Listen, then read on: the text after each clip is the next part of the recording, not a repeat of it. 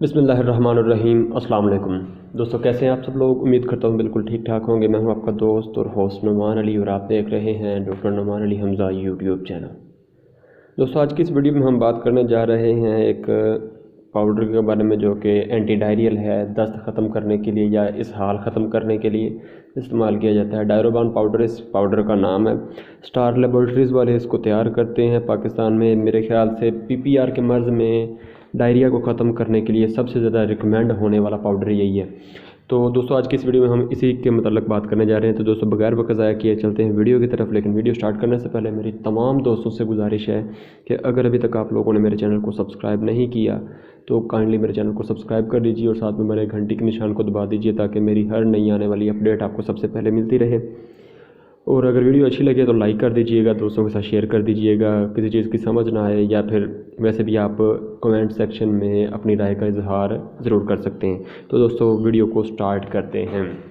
दोस्तों, डायरोबान पाउडर एक unique combination होता है एंटीबायोटिक्स और एंटी डायरियल का। इसके अंदर बहुत सारी एंटीबायोटिक्स भी मौजूद हैं और बहुत सारे एंटी डायरियल भी मौजूद हैं। इसके अलावा वाइटामिन भी मौजूद हैं जो कि जानवर को मतलब स्ट्रेस वगैरह से भी बचाते हैं और अंदरूनी इन्फेक्शन होने से भी बचाते हैं। तो दोस्तों, सबसे पहले बात कर लेते हैं इसकी कंपोजिशन की कि इसके अंदर क्या क्या मौजूद है।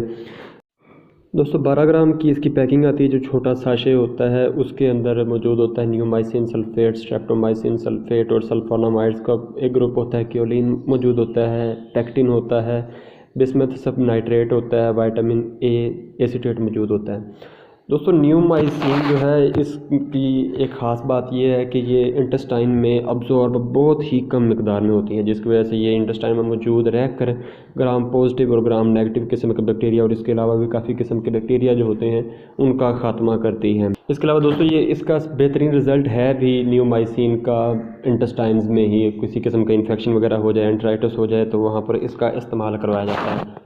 और दोस्तों, सल्फोनामाइड्स जितने भी हैं, सल्फा ग्रुप्स की जितनी भी मेडिसिन्स हैं उनका ज़्यादातर इस्तेमाल करवाया है डायरिया वगैरह में जाता है। जानवर में डायरिया लग जाए, दस्त लग जाए, किसी भी किस्म के जरासीम की वजह से, तो उसमें जो सल्फा ग्रुप है उसका इस्तेमाल करवाया जाता है। काफ़ी अच्छा रिज़ल्ट होता है इनका।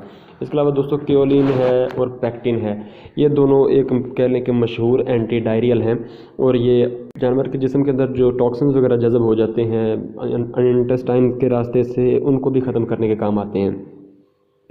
दोस्तों, विटामिन ए जो इसमें मौजूद है ये जानवर के इंटेस्टाइन की जो म्यूकोज़ा होती है, म्यूकस मेम्ब्रेन होती है, उसको प्रोटेक्ट करने के काम आता है। अब दोस्तों, बात कर लेते हैं इसकी इंडिकेशन, यानी कि किन बीमारियों में इसका इस्तेमाल करवाना चाहिए या किन बीमारियों में इसका अच्छा रिज़ल्ट है।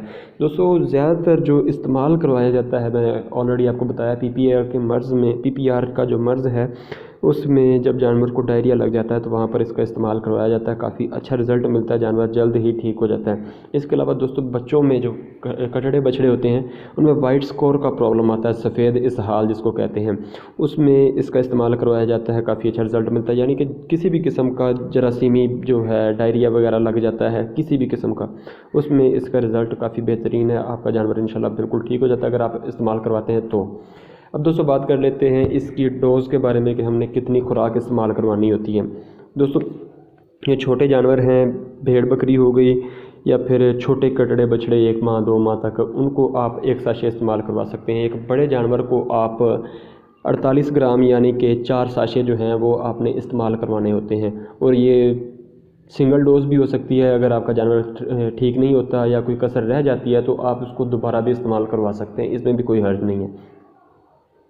और दोस्तों, इसकी पैकिंग आती है 12 ग्राम, 250 ग्राम, 500 ग्राम और 1 किलोग्राम में। अगर तो आपके पास चंद एक जानवर हैं तो आप 12 ग्राम वाले पैकेट ही लें। अगर आपके पास पूरे सारे जानवर हैं, बड़े जानवर मौजूद हैं, तो कोशिश करके 1 किलोग्राम या 500 ग्राम वाला ही रखें ताकि जब भी आपको ज़रूरत पड़े तो आप इसका इस्तेमाल करवा सकें। तो दोस्तों, उम्मीद करता हूँ कि मेरी आज की ये वीडियो आपको अच्छी लगी होगी। अगर वीडियो अच्छी लगी हो तो लाइक कीजिएगा, दोस्तों के साथ शेयर कीजिएगा। अपना ख्याल रखिएगा, घर वालों का ख्याल रखिएगा, हमें दुआओं में याद रखिएगा। अल्लाह हाफ़िज़।